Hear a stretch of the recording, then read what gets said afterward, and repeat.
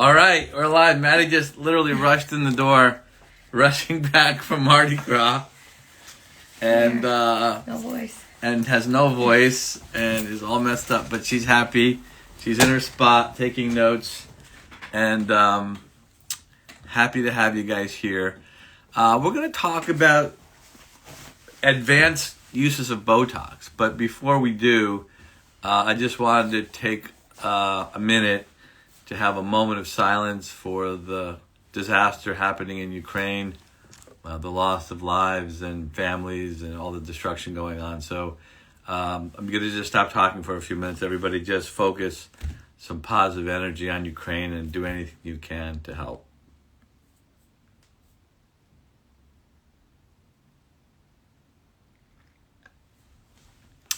We wish them the best, and we wish that we could get Russia out of there and to leave those people alone. But anyway, tonight we're talking about Botox. This is, after all, the 20th anniversary of Botox. It was FDA approved for, remember, we're talking about Botox Cosmetic, not about Botox, because that's for medical use. And that's been around for a lot longer than that.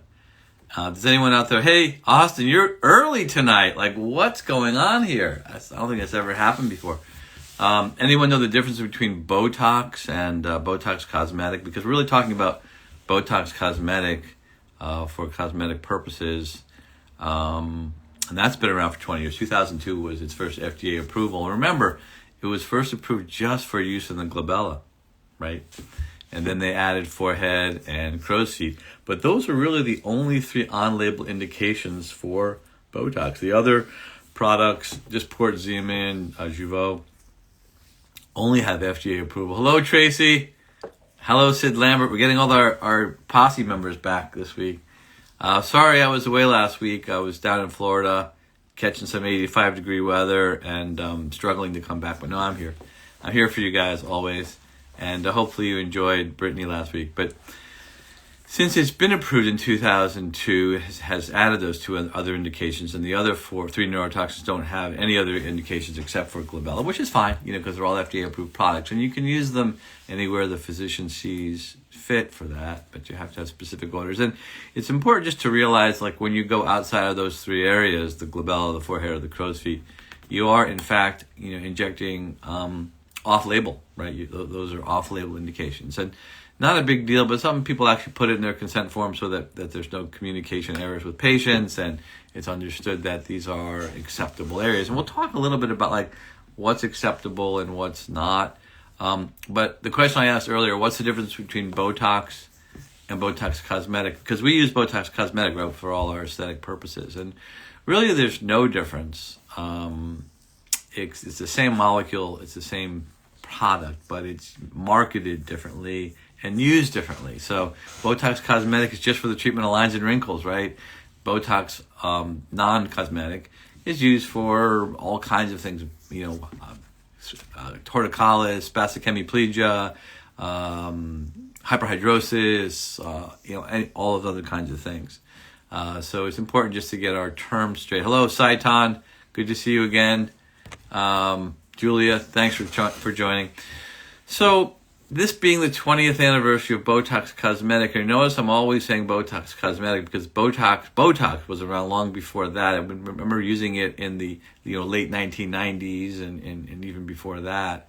And if you look at the history of Botox, you'll see it's been around since the 1960s in some fashion, and really has only become crazy, the past 20 years. So in 20 years, it's gone from zero to where it is today, which is a lot. And don't be surprised if you see within the next year or so some new indications, some new on-label indications. And I'm going to predict we're going to see masseter and we're going to see platysmal bands before too long. That's my prediction. And I guess at the end of the year, we have to pull out my predictions for 2022. And I remember one of the predictions we talked about that seems to be coming true is that lips are coming back to normal, that people are getting away from the crazy lips and the huge lips, and they're realizing that they're being overdone. And I think we're moving back from fillers because we realize we're overfilling and, we're distorting people, and we forget what normal looks like. And my position has always been, if you look at someone and go, oh, it looks like you've got some nice fillers in your cheeks, or gee, your lips were just done recently. That means that's too much. Like if someone looks at you and can tell you had filler and can see where it is, and that's too much. To me, that's too much. That's not a natural look. Because when you see someone who's beautiful and natural, you don't go, gee, like she looks so beautiful. I wonder how much filler she has in her cheeks. Or gee, her lips look so good. I wonder how. You don't do that. It sort of never occurs to you that someone has fillers. They just look beautiful, right? For whatever they present with, the package they're presenting you with is a beautiful package, and natural beauty is by far the best, and in my mind, the only beauty that we should be striving to achieve. The Lip Lord joined us. Oh my God! Thank you for joining us, Lip Lord. Hopefully you're seeing some of the regression in lip size that people have been talking about. We're moving back toward middle. There was this one meme where they're showing this woman who's just hysterically crying, and she's like, I waited 3 months for my filler appointment, and only to have the injector tell me I don't need any more filler on my lip, and she's just distraught. And we had a couple of patients like that this week where we were just like, you don't need any more. And this was a cheek patient and a lip patient. And they, to be perfectly honest with you, I think in some ways they were relieved.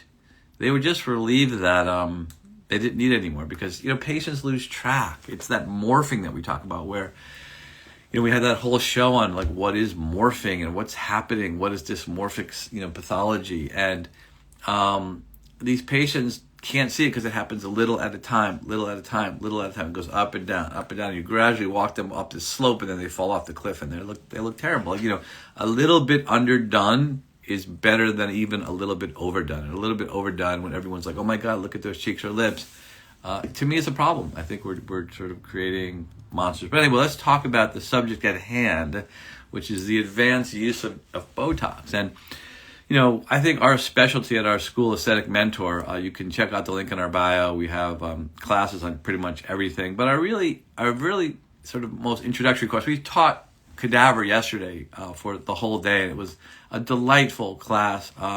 We did a lot of really good things, and the class just loved it. And it was the first time I never really got through my entire presentation because we were talking so much.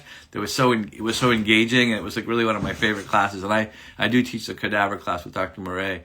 And I just look forward to it every time, because it's in some ways life changing for some of these students, and in some way mind changing, because it changes the way they look at the world when you start seeing a real 3-dimensional representation of the anatomy, which is there's no other way to do it except to look at cadavers and see where you're injecting. But when we start teaching patients, our very first course is Introduction to Neurotoxins, right? And I realize how critically important it is for people to get off on a good foot, because if you have a complication early on, ptosis or asymmetries, or you drop someone's brow or eyelid, it's really difficult. It can really shatter the individual's experience, and when that happens, they may just think to themselves, this isn't for me, or it really sets them back. So we try to talk about dosing in a way that makes it comfortable for the patient, comfortable for the injector. And if we sort of move one way or the other, we always try to get them to be more conservative with their injections. Because you know what? When you see them back at the 2-week mark, which we encourage all of our students and injectors to do, if they're a little undercorrected, that's an easy problem to fix, right? You just give them a little more. And if they're overcorrected and you've created ptosis of some sort, or asymmetry, or really overdone it, you can't really fix it, right? As one of my students said, you can't unring the bell, right? You can, in surgery, we always say you can cut more, but you can't put it back, right? You can always take more skin or whatever it is. So we urge them to be conservative and to share that with the patients. Like, hey, I haven't injected you before, and I don't want to, drop your brow, because that's something we can't fix. We have to just let it wear off. So I'm going to just be conservative, since I haven't treated you before. And we'll see you back in 2 weeks. And, at that point, if it looks great, we're all both happy. If you need a little more, I'm happy to do that for you. But I want to be careful with you and create a result that's going to be pleasing to you. I don't want to overdo it, drop your brow or drop your lid and have you be upset and, lose you as a patient. I think being honest with patients is probably one of the most important things you can do. Just be directly honest with them, and tell them that you care about them and you want to be careful with them. And so when you're starting out, it's really important to start getting good reproducible results. So we talk about lower doses. But now we're moving to the advanced class, right? So once we get some experience injecting and we get a little confidence and we get a little competence in injecting, we feel like, okay, maybe we can do this. Maybe we can take this skill set and make a business out of it, or, at least create some revenue and maybe work for somebody else or whatever you decide to do. But make a go of it, right? Because I think early on, if you don't get that confidence, you're shaken, you're worried, you're like, oh my God, maybe I can't do this. Maybe I don't have the right skill set. And you start questioning yourself. And even, I've had nurses who've been injecting with us for over 10 years who have a complication. And the first thing they say is, I think I'm done. I don't think I want to do this anymore. I don't think I should do this anymore. Listen, we all have bad days. We all have bad moments. We're not machines, right? And, here we are working as hard as we work to do good things for people, make them look better and feel better. And then we have a complication. We make them worse. We make them bad. We get an occlusion. We get a ptosis. For whatever reason. That's not important. But what is important is even very advanced, very confident people in this industry get shaken by complications like that. And it makes you question everything, and people want to quit. So I know that if you get off to a bad start, you may never do this. So because I think we're pretty good at getting people started in this industry and supporting them and helping them grow, that's an important message in the beginner class. And Allergan sort of rode my back a little bit, but you're not giving the on-label dose. I said, I know. Because they don't understand how to use, 20 units in the forehead. That's maybe not the right dose for some patients who may need 5 or 10. But at the beginning level, it's better for them to give a low dose and give more later than to give a full dose and then drop the brow. And then you're like, oh my God, that's terrible. So this is the advanced course, so we can talk about it. And really the main message for the advanced course is dose equals duration, right? I hope you know that the more neurotoxin you give, the longer it lasts up to a certain point. And Allergan did some of the studies on this in the glabella, and they did, I think it was 20, 40, 60, 80, 100 units, hyper concentrated so that they could measure the result. And they saw that when you gave a 20 unit dose, which is the on-label dose, you got this standard, 3-month, 4-month duration. Melanie Hagan, hello, good to see you, and Glow Aesthetics. Thank you for joining. We're talking about the advanced use of Botox tonight, and I'm happy to have you guys chime in. If anyone out there is watching and you're not from Massachusetts, please let us know where you're from. It always gives us a kick to see where people are from. We had Australia, Brazil, South America, England, and something a couple weeks ago, and it was just really fun to talk about it tomorrow in the operating room. Did you see where those people were from? Anyway, so dose equals duration. So the study was like 20, 40, 60, 80, 100 units in the glabella. And they saw that when you went from 20 to 40, you had a significant improvement in terms of longevity. When you got up to 60, that was even better. But after that, it didn't matter because the cells and the receptors and everything were saturated, right? So we know that you could probably get another month out of your neurotoxin if you were going to go to 40 or 60. But, it's kind of like cost prohibitive, right? Hey, Dr. Lynn, back in New York City, freshly trained from Aesthetic Mentor. Good to see you. Dr. Lynn took the beginner course. So I don't know. We're talking a little bit above your head tonight. We're talking about the advanced use of neurotoxin. But you're good. You'll get a lot out of it. So we know that we can saturate the receptors at 40, 60 units in a small muscle, but that's not realistic. So is someone going to pay triple the price for 1 extra month of neurotoxin? Probably not. But the bottom line is that, hey, Brittany, good to see you. We're talking about dose equals duration and Botox dosing. But the point is that, if someone comes to you and says, I just went to Dr. XYZ down the street and, my Botox only lasts 2 months with him. Well, if you check, I should say him or her, if you check the dosing, I'm almost certain you'll see that they underdose the patient. So you can, people say, well, that drug doesn't work for you, that drug doesn't work for me. All the neurotoxins work. All the toxins work for you. It's just the dose has to be right, and the person has to be skilled enough to get it into the muscle and not through the muscle, above the muscle, below the muscle, in the wrong muscle, all the stuff that we have talked about in the past. Glow Aesthetics, hello. So in a really important way, understanding dose equals duration is great for the advanced level, because if you have those patients where, you are getting good results, but you want better results, you can try upping the dose. But realize that, it's going to cost the patient more money. And just disclose that with them. Like, I know I've been using 20 units there, and I know it's only lasting 2.5 months for you, but if you want to go 3.5 months to get, more out of it, I can give you more units. It will just cost a little more, but it may be worth it for you. And also don't forget that the longer you keep that muscle stable, or, immobile is a better word, the faster it atrophies. And the more it atrophies, the better, because now that same dose is actually a bigger dose, because you're dealing with an atrophic muscle mass, right? You're dealing with a shrinking muscle. So you've got the same dose going into a shrinking muscle. So in effect, you're giving more. So in effect, that should last longer. Your dose is getting bigger per muscle, millimeter, or however you want to measure it, muscle strength. So stick with doses that work. And if you're finding that the duration is not what you want, increase the dose. Okay, that being said, so let's talk about some of those funny areas. Has anyone ever treated a jelly roll? What is a jelly roll? The hypertrophy of the orbicularis oculi muscle. But when some people smile, I don't really have. When some people smile, they get this really thick band right here.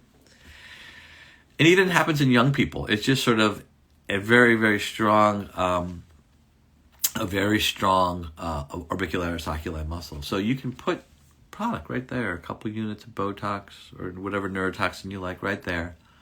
And that works. Remember, anytime we go outside of the glabella of the forehead or the crow's feet with Botox, we're off-label.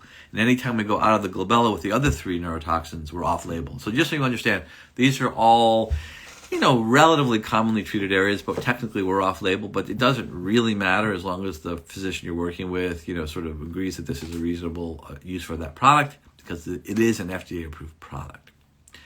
Larissa Cole, I know you. You trained with us yesterday. Larissa was one of our... I've got to wait till Larissa. Larissa was one of our star participants yesterday in our cadaver course. And Larissa, if you want to say anything to the audience about your experience in the class, I'm more than happy to have you do that.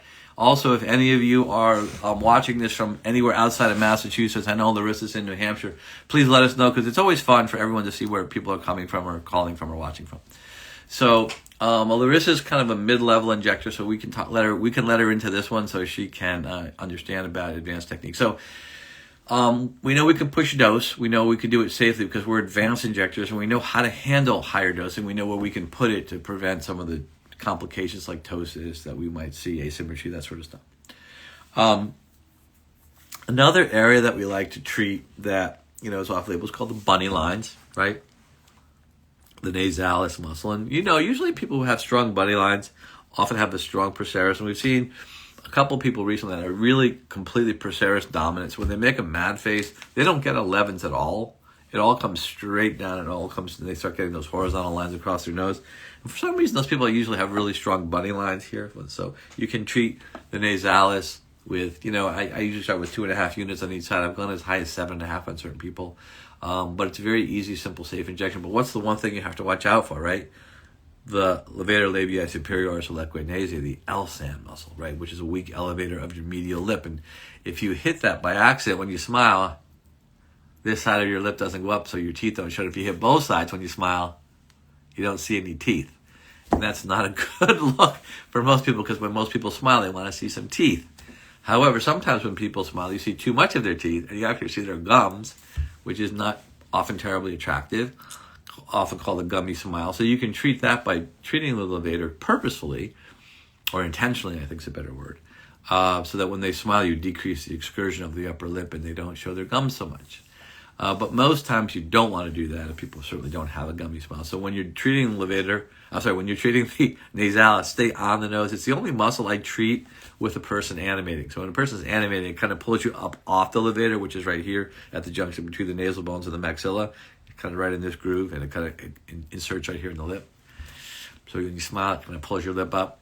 So be careful there, but it's, as long as you're away from the levator, you're safe. The cadaver course was amazing. Well, thank you, Larissa. You were an amazing student, and we appreciate you being there, and hopefully it's trained you. And Maryland's calling. Maryland. I wonder if that's Grace. No, it couldn't be. Gummy Amiley. I guess they meant Smiley. It was a pleasure teaching you. You were an excellent student. I'm looking forward to taking the cadaver class in Connecticut in May.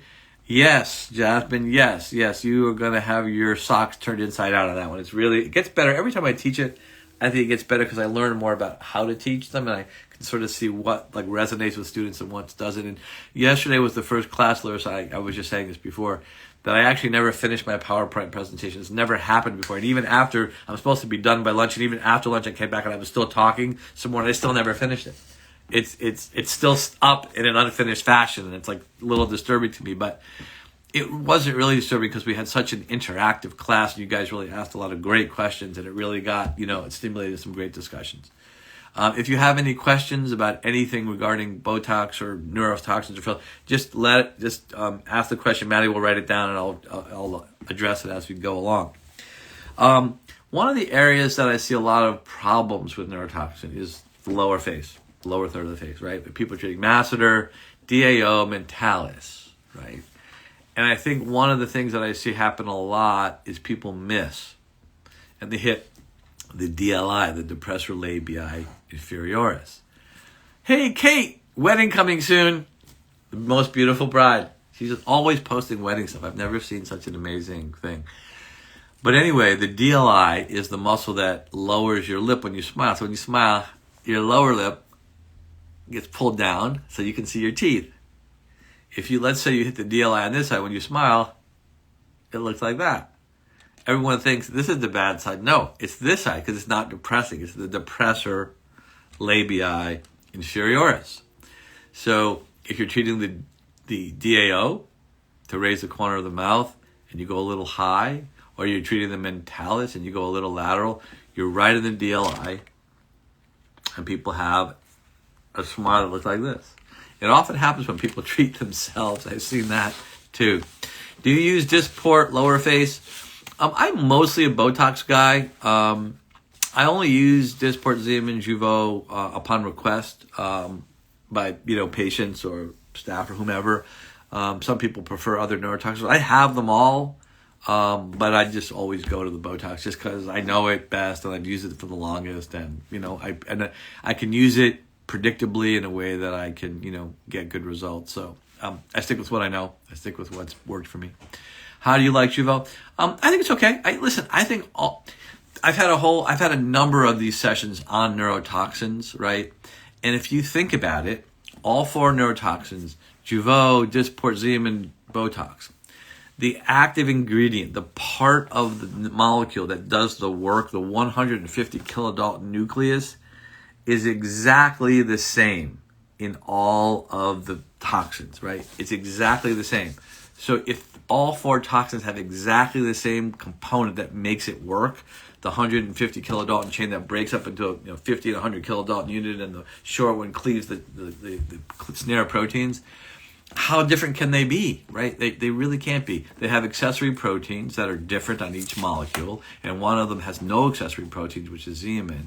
But when you reconstitute the product, the 150 kilodalton molecule and the complexing proteins dissociate, and they don't get into the nerve. So basically, the 150 kilodalton nucleus is getting into the nerve with all 4 of these neurotoxins, and it's exactly 100% the same. So how different can they be? And they can't be very different. And what is different is us, right?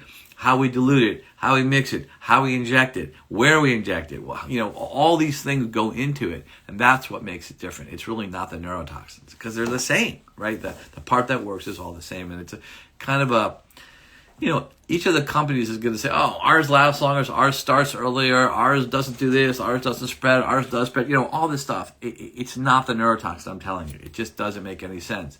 So they're all good, they all work, they're all different in terms of pricing, the molecular structure of the complexing proteins is different, all that stuff's different, but, take your choice. It doesn't matter to me. If you guys are from outside of Massachusetts, let us know. I'm always interested in seeing people from far away. So, when people are injecting the chin, you got to really know the anatomy, because not only are the muscles close together, but they're overlapping, right? So if you go too deep, if you're trying to hit the masseter and you go too deep, you got the buccinator right behind it and the risorius right behind it. So if you don't know that you have to inject the masseter low and you go too high and too deep, you're going to interfere with the patient's buccinator or risorius, and their face and their smile is going to be really funny. So that's kind of the things you learn in cadaver class, because you can actually peel the masseter up and you can see the risorius, you can see the buccinator behind it, you can see the interdigitation between the DLI and the DAO. You can sort of see all this right in front of you, and you're like, oh my God, like I didn't even know that, so I'm probably creating some of these problems without even knowing it. So when you're injecting the DAO, the depressor anguli oris, it's a triangular muscle. The lower you go, the easier it gets to hit because it gets wider, but also it gets you away from the DLI. So the DAO should always be injected low and lateral. The mentalis should always be injected low and medial because the DLI is right next to it. The masseter should always be injected over the bony prominence. If you're above the mandible, if you're above that angle of the mandible, you're in the buccinator risorius territory and you're going to have a problem. Also, when you inject the masseter, most people's masseters are pretty big because you're constantly chewing, and some people grind their teeth at night and you get this masseter hypertrophy. You've got to inject the superficial and the deep head. So you have to go in, fairly deep, and then you start injecting, kind of as you're pulling out. So you get, how many units do you usually put in the temporalis? Yeah, 10 or 20 is a good dose. I usually don't inject the temporalis personally. I think that's really more for like TMJ issues. And I find just getting a really good treatment of the masseter, which I'll use 20, 30 units in each side, in a big masseter, particularly the first time I'm doing it. In a man, even more, maybe 40. It just depends on the size of the muscle, just like every other muscle that you inject. But in the masseter, as I was saying, if you don't inject the deep head and stay superficial, when the patient bites down, it'll still be like a walnut there. So you've got to go like deep to superficial and spread it out. Or I usually do 3 or 4 different injection points. Stay low, right? Really key points to know. What else? People are using it as like a mini tox for treating the skin with like the little what's that? I can't remember the name of that device where it has these little aqua gold, that kind of thing, where people are using small doses, micro doses of neurotoxin to get a smoother. Yeah, I'm going to talk about neck treatments. You're absolutely right. I can talk about that right now. I've got it on my list. So they're using aqua gold, or some people are microneedling into the skin. Some people are using tiny little needles to put it in. It works to smooth the skin, makes the pore size better. It's kind of an expensive facial, I think, but it does work. People asked about neck, right? I think you will see an on-label. Hello, Heather. We need you to take over sometime soon. You've been away from us for too long. We're talking about the 20th anniversary of Botox Cosmetic and how we start our injectors at small doses. And as we get into the more advanced courses, we talk about how dose equals duration. And we're talking about some of the pearls of injecting in some of these troublesome areas. And someone just asked about neck. I'm predicting that you will see an on-label indication for platysmal bands and masseter before the year is up. That was one of my original predictions, I believe. So yeah, the platysmal bands and those horizontal necklines. We just treated some on my wife Julie last week, and platysmal bands, believe it or not, are actually pretty easy because they kind of hang down if you grab them between your finger and just inject. Because when you pull the skin like this, you're not just pulling skin, but you're also pulling platysma. It's very, very thin. The skin's thin, the muscle's thin. So you don't have to go deep at all. In fact, you shouldn't, because you'll go right through the muscle. But if you put it between your fingers and just go through the skin, quarter of the way, half the way with a needle, with a 1/2-inch needle, you'll be right in the middle of the muscle. And I usually do, I usually spread them out a couple centimeters apart. I usually do 5 units per site. So I'm usually doing 20, 25 units, whatever the length of the muscle requires. Obviously, the more you do, the better. Dose equals duration. But on those horizontal bands, we're doing intradermal or really superficial injections all the way across. And it was interesting because Julie was doing Pilates the other day. I don't know if you even know this.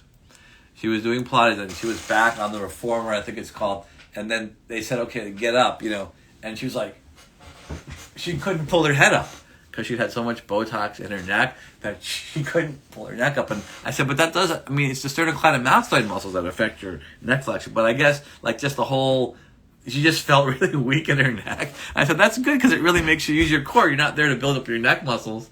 You're there to build up your core muscles. So maybe that's a new treatment for Pilates. You should get neurotoxin in your neck to force you to have stronger core muscles. I think it's great. Where are you guys from? Anybody from far away? Give me all the Botox. Heather, you got it all going on, girl. You don't need it anymore. You're amazing and beautiful and wonderful. So I hope that answered your questions about neck. If I haven't answered that, just re-ask it in a different way or ask me again. Hyperhidrosis. I think this is one of the most undertreated but most needed things that we don't treat. Hyperhidrosis, not just axilla, but palm and soles of the feet. I once had a pole dancer who had like really sweaty feet, and she couldn't do her job because her feet kept slipping off the pole and her hands kind of were slipping as well. So it was the first time I'd ever treated palms and soles. But it works. It requires lots of product, but it lasts for a long, long time. Like in the axilla, you start seeing results in 2 days, and it can last 8 months, and people will pay. I'm starting with 50 units on each side, going up to 75 or sometimes, even 100 units on each side. But, what's that worth to you not to be sweating through your shirt and having odor and, changing your shirt 2 or 3 times a day? How many units do you give them the temporal? Yeah, I was saying 10, 20, but I don't treat the temporalis much because I just really stick with the masseter. I don't really treat TMJ. People who do probably use that amount, and I think it really just depends on how active the muscle is and how severe their grinding is, that sort of stuff. Okay, good. I got your answer. Okay, I answered your question. Venezuela. Write that one down. We're going to talk about that one tomorrow. So Venezuela is a little bit ahead of us. It's a little earlier for you there because you're a little bit west of us. How does Botox work on the sweat glands? It deactivates them because there are little muscles in the sweat glands that have to be contract to put the sweat out to make the gland contract. So it just paralyzes them like it does anything else, and just makes you unable to sweat. How good is that? And it works very nicely. But you just have to stay at the level of the sweat gland, which for most people, they're intradermal. So you got to stay really close to the surface. Can you re-inject Botox in less than 3? Yeah. If the treatment wasn't effective, it means you didn't give enough, right? I think that's kind of what you're talking about. There's none of the you can't ever say about any of the neurotoxins they don't work. They all work, and they all work well, but you have to do it right. And you have to give the right dose and put it in the right muscle at the right depth, use the right dilution. All these things have to be right. It's not the neurotoxin, it's the injector that makes it go wrong, okay? Because these products have been around for a long time, and they always work. Unless you develop antibodies to the complexing proteins, which is pretty rare. Like in my whole career, if this is my 31st year, I think I might have seen 5, and we inject neurotoxin, mostly Botox, almost every day. So, it's out there, but I wouldn't worry about it. So if you inject a patient and you see them back at 2 weeks and they need more, give them more. Because, you haven't done it. And people were reluctant to do it because they thought it might cause tachyphylaxis, or they might need more. It might cause the formation of these antibodies, these antibodies against the complexing proteins. But it hasn't proven to be true. So listen, just the patient's paid for it. Treat them. Get rid of the lines and wrinkles, because if you don't, they'll go to someone else and you'll lose them. So, there's no reason not to treat them. You got to treat to complete. And next time they come in, say, well, remember last time we had to do it in 2 steps. Let's just do a bigger dose this time, right? And if a patient doesn't have enough money, if their budget doesn't permit them to have a complete treatment, then don't do it. Say, well, just come back when you've got enough to do a complete treatment, because I don't want you to waste your money, because if you don't do a complete treatment, it's not going to last for, more than a few weeks or whatever, and that doesn't make any sense. So just do the right thing. Brow lifting.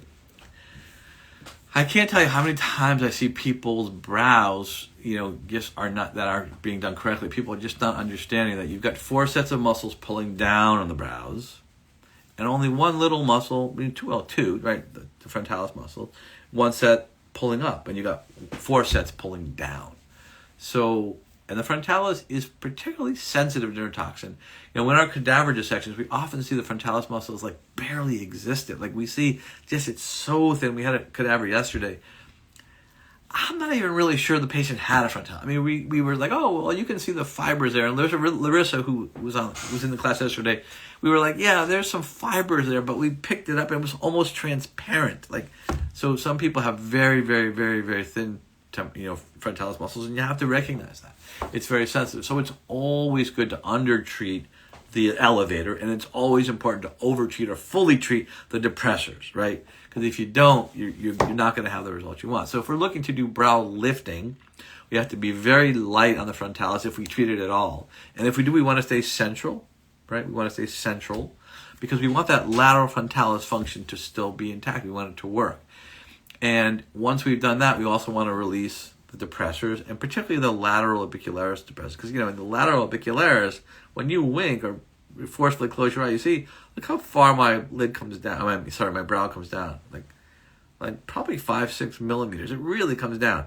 So if I inject neurotoxin here and weaken that, and my elevators are intact, I'm going to get a nice elevation of my brow. So that's a nice brow lift for you. So I would routinely treat the lateral brow in patients, and I get, 2-3 millimeters of lateral brow elevation. So their eye looks, a little better, a little more youthful, and it's great. It's 5 units, 7 units, whatever it is, total,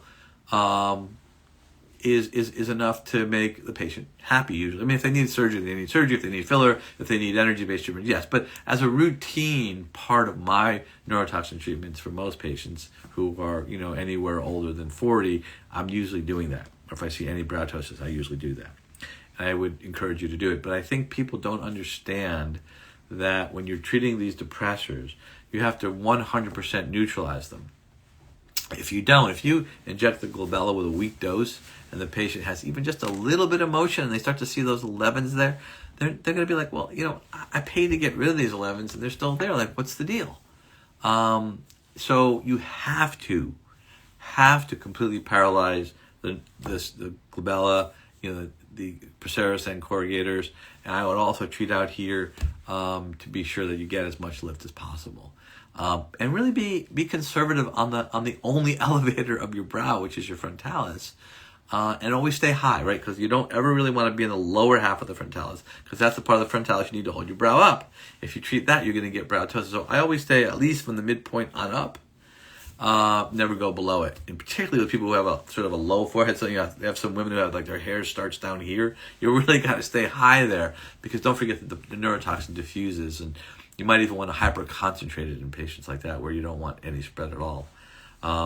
So those are kind of really important concepts. And I see even advanced injectors getting that wrong, just not understanding the balance between the elevators and the depressors. Next, hyperhidrosis. Hyperhidrosis, it's actually a really easy treatment. There's really nothing to worry about injuring there. The only thing that I see people doing sometimes going too deep. So it's got to be intradermal where the sweat glands are. And when I go in on the axilla, it's like at a 0 angle. Like my needle is almost at flush with this. Like if this is the needle, I don't go in like that trying to make a right angle turn. I go in like almost at a 0 angle. So I'm intradermal. And you have to raise a bleb with every little push. And you have to do like just a tiny little bleb in each spot. And if you aren't raising a bleb, you're going right through the skin and you're way too deep. So you have to really, and it's reasonably comfortable. Use a 30 gauge needle, 32 gauge needle. You're injecting water essentially. Hello, Radiant Med Solutions. Do you find it's better to go heavier in the procerus for a deep 11 versus heavy overall in the glabella? It depends. I think 85% of people are corrugator dominant, and I think 15% of people are procerus dominant, right? So by that I mean when you tell a patient, make a mad face and everything goes like this to the middle, that's corrugator dominant. It's all moving this way. But we saw, I think, 2 or 3 people between yesterday and today, we said, make a mad face, and everything just went straight down like that. There were no 11s, but it went all straight down, and, they started getting those horizontal lines across the base of their nose. So, whatever it takes to treat that patient effectively is important. So, realize that in men, you're probably using at least 2 times the normal dose that you would use in a woman. And for me, the most common dose for a recurring patient in the glabella in a woman is probably 15 to 20 units, right? And remember, staying at those levels are important because you want to get that increased duration, because as the muscle's shrinking, the dose is essentially increasing because you're dealing with a smaller muscle mass. So you should start getting increased duration. Don't cut back on your dose. Stick with your dose, because the patient's used to paying that. I'm sure that they'll they'll enjoy the extra duration because it may save them, a whole time, a year coming in instead of 3 times. Instead of 4 times, they might be able to come 3. So I hope that answers your question. The heaviness of the 11s or whatever really depends on the strength of the muscle. And as you treat the glabella, you will see it's really the best place to treat. It's the most commonly treated place on the face because it's right in the middle of your face. So people can live with some crow's feet, they can live with some wrinkles on their forehead, they can wear their hair, but you've got this right in the middle of your forehead, these 11s, this angry, mad look. That is the most commonly treated area, and there are many patients who come in just for their glabella treatment, and they come in and that's it, that's all they want, and they're done. So you have to get good at treating the glabella, but you have to be more aggressive there, because again, it's a pure depressor. You have to be more aggressive there than you would elsewhere. And there's really no danger of overdosing, except, obviously you don't want to get a lid ptosis. So your lateral corrugator injection has to be, at least a centimeter above the brow, and it has to be superficial. Because remember, when you make a metaphase, you see the tail of the corrugator is connected to the skin on the dermis. So why would you go any deeper than that? It's just through the dermis and you're in the muscle. And there isn't much muscle there. So this has to be a careful injection, because if you go too deep or put too much in, you're going to get it diffusing through the septum and you're going to get an eyelid ptosis and you're going to wish you never did it. Your medial portion of the corrugator is much bigger. It's farther away from the levator, which is right here. So your chance of having a ptosis is much less. Plus, this is where the muscle is. So your heavier dose should be more medial. Just be careful. Hello, Lizzie O'Neill. How are babies doing? You just had a baby, and beautiful baby. Hyperhidrosis, axilla, hands, feet, superficial, large doses, don't be afraid. And the last thing I wanted to talk about are some of these kind of unusual... Hi! Good to talk to you. We need to talk a little bit about a few things. You guys are great. We're really proud of you.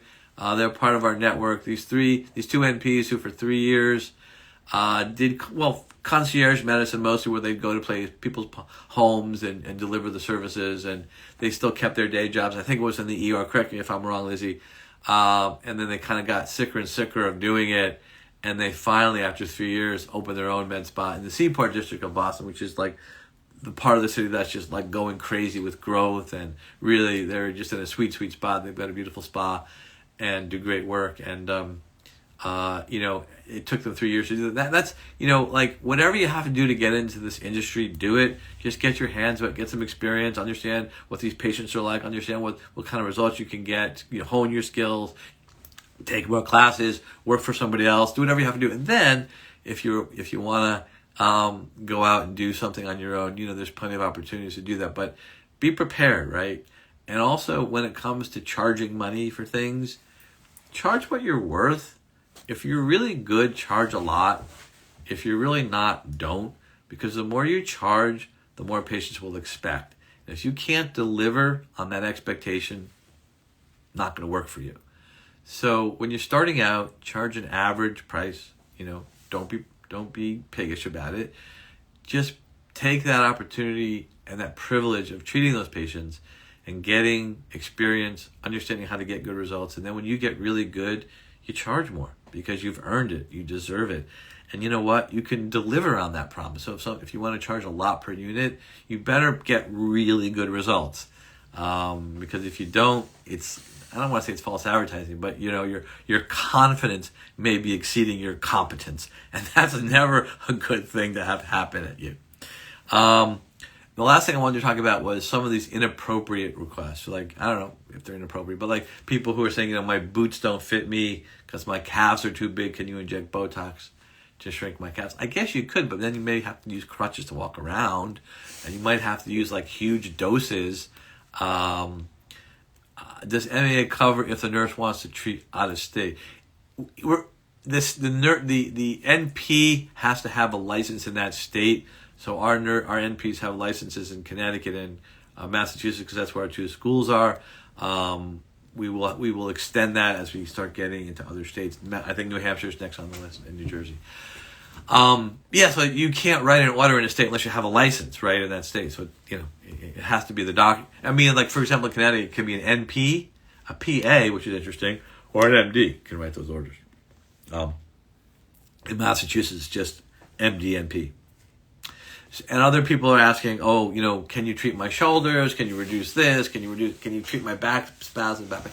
I mean, you can, but let's be serious. Like, what would you tell us? What is the average for pricing? It depends on the area. Like if you're in Newton, Massachusetts versus like, Jamaica Plain or Billerica or whatever.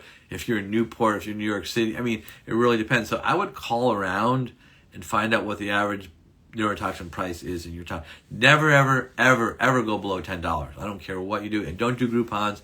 Don't do that because that's a race to the bottom. Don't do any of those things. Be true to yourself. Just do it the right way. I think most nurses around here, I'm kind of guessing on this, are probably charging $12, $13, $14 a unit. I don't know, but, for sure, but I have a feeling about that. But just call around and ask, call 5 or 10 places of people who are kind of at the same level as you are. Say, hey, what's your, how do you price your Botox? Some people charge by the area. I think most people charge by the unit. And then just see where they are and come in the middle. You don't want to be the cheapest show in town because believe me, the people that attracts are not going to be patients you want to keep. They're not going to be patients that you're probably going to want to even treat. They're not going to be patients that are going to stay with you because if someone offers it to them for 50 cents less, they'll go there. There's no loyalty. And you don't want to be the most expensive because if you can't live up to that promise, then don't. If you're just kind of at the average point of an injector, and I personally think, I talked about this yesterday in class, I had a client last week asking for Botox on the lines of the lower back. I just said it's lax skin. You are 100% right. There's no muscle there. Latissimus dorsi muscle and deep muscles of the spine. And it's so funny. Yeah, people don't I have people take patients ask me, can you fill this area with Botox, doctor, today? And then can you put some Botox on my cheeks to lift them? And I was like, no, you can't. I was trying to, and she didn't speak great English. I was trying to explain to her about what filler was, and she was like asking me the same question. I just said, I don't think we should do this today, and we just kind of called it off. But so when people are asking for these kind of crazy treatments, don't do them really because they're really not going to work, and it doesn't make sense, and you'll end up charging them a lot of money, and you'll be sorry you do it. So stick with with what you know, and just become really good at what you do. Don't think you have to do something unusual because honestly, most people probably aren't working as hard as you are. They're probably not sitting in front of a computer or on their phone watching me or watching other people right now and trying to get more knowledge. And you guys are all doing that. Hello, Tatiana. You've got like 12 different, she's got 12 different email addresses and different sites. I don't know how many Tatianas there are, but she's great. So stay true to yourself. Become the best injector you can be, and that just takes time.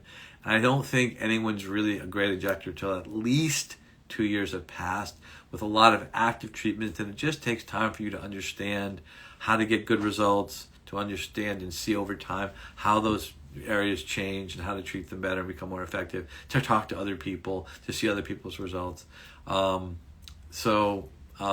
Just 2. Okay, it seems like you're everywhere. I can't explain it.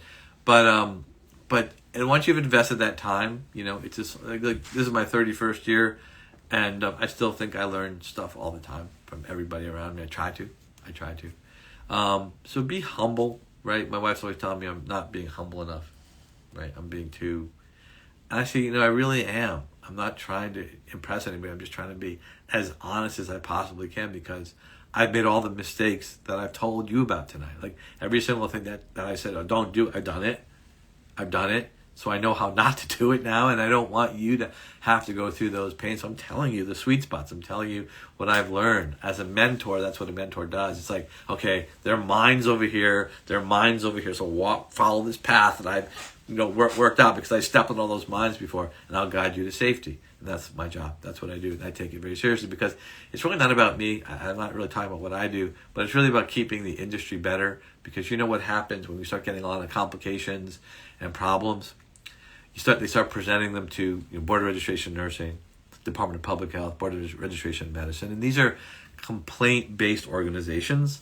And when they get complaints, they're required by law to investigate them. So they come in, they're trying to protect the public from us terrible doctors, nurses, and PAs and whomever, right? They're out there to help these patients against us who are trying to hurt them, right? So I don't want that. I want to get ahead of it. I want everyone to be compliant. I want everyone to do it the right way and do it well.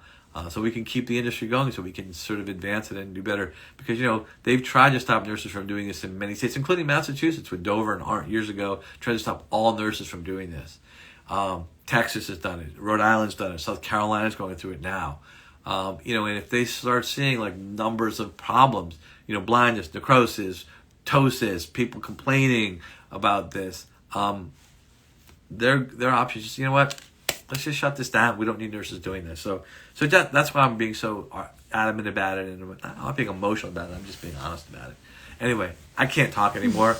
My mouth's so dry. So be humble, be kind, do your best work, and just try to get better every day. See you next week.